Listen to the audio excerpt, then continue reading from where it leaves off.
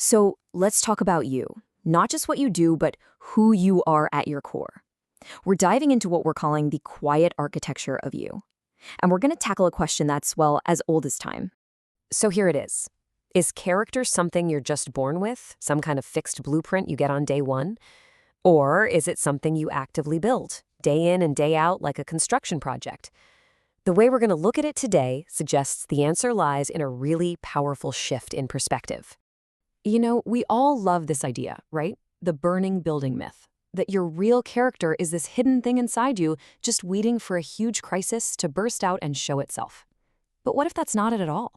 The reality, as it turns out, is a lot more demanding. It suggests character isn't just revealed, it's built. Quietly, deliberately, over a long, long time. And that brings us to this central idea, the quiet architecture. Think about it this way. Your character isn't some mansion you just stumble upon and get the keys to. No, it's a structure you have to build yourself, stone by stone, with every single small, intentional choice you make. This changes everything.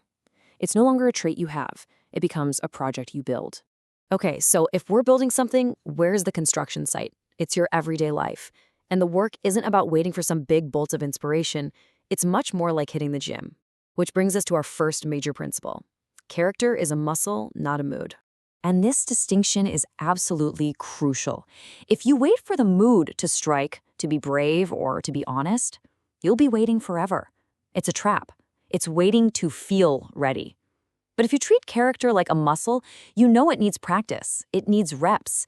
You have to do the work, especially when you don't feel like it. And that discipline, that's where the real transformation happens. I mean, think about it. You can't just think your way into being a more courageous person. You can't read a book on patience and suddenly become patient. You have to act. You have to do the small things, and your identity, who you are, it follows the action. It doesn't work the other way around. So what does this daily workout actually look like? Well, here's a pretty simple framework. Step 1, figure out your core values. What's your North Star? What really truly matters to you? Second, pick a character goal, a specific one. Not just be a better person, but something like, I'm going to work on being more patient. And then step 3, and this is the most important part, practice it in small ways. Look for tiny little chances all day long to exercise that patience muscle.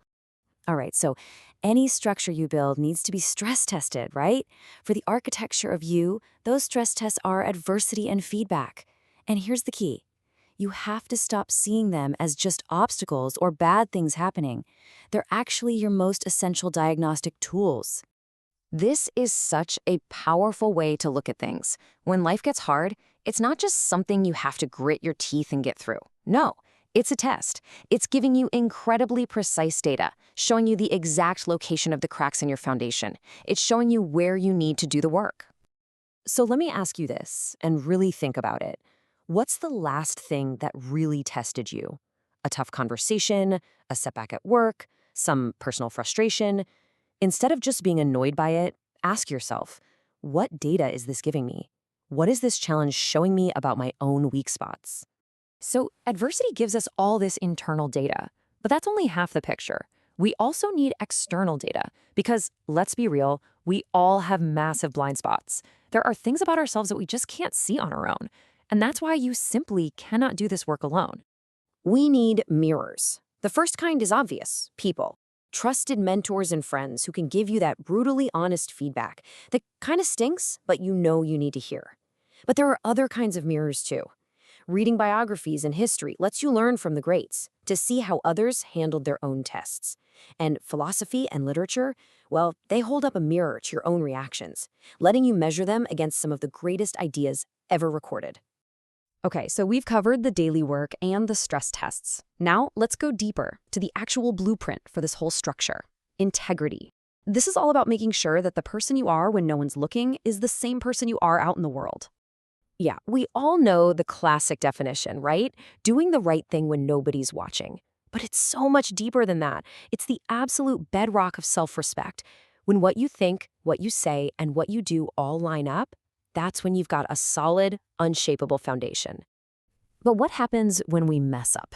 Because we all do. The most important thing to remember here is that a small crack does not have to mean the whole building collapses. The true strength of a character isn't about being perfect. It's about how good you are at making repairs. And that repair process, it's about action, not just feeling bad about it. Wallowing in guilt doesn't fix anything. It's a practical, three-step job. First, you have to acknowledge the mistake to yourself, with no excuses. Second, you own it completely and its consequences. And third, if other people were affected, you make amends. You make it right. That's how you reinforce the structure. So this all brings us to the timeline. How long does this construction project take? Well, this isn't a weekend DIY job. The architecture of you is never, ever finished. And the real power behind it comes from a concept you usually hear about in finance: compounding. See, your growth is not going to be a straight line up and to the right. It just doesn't work that way. A lot of the time, it's going to feel slow, maybe even invisible. And that's because building character works just like compound interest. Every single small, consistent choice you make is like putting another dollar in the bank. It might not seem like much today, but it's building momentum. And you can see how this plays out over time. Your early efforts, they'll feel tiny. Then you'll hit these long plateaus where it feels like you're not making any progress at all. And honestly, this is the danger zone. This is where most people quit. But if you stick with it, if you are consistent, those quiet, tiny efforts start to compound. And eventually, you hit this tipping point that leads to explosive growth. So what's the big takeaway here? It's all about patience and perspective. This is a lifelong marathon, not a sprint. You're going to have good days. You're going to have bad days. The goal isn't perfection. It never was. The goal is just progress. So you have to learn to forgive yourself when you stumble, correct your course, and just keep building. And that leaves us with one last big question to think about. If it's true that you are the architect, and all those small, invisible choices you make every single day are your building materials, then what is the architecture of the person you are becoming right now?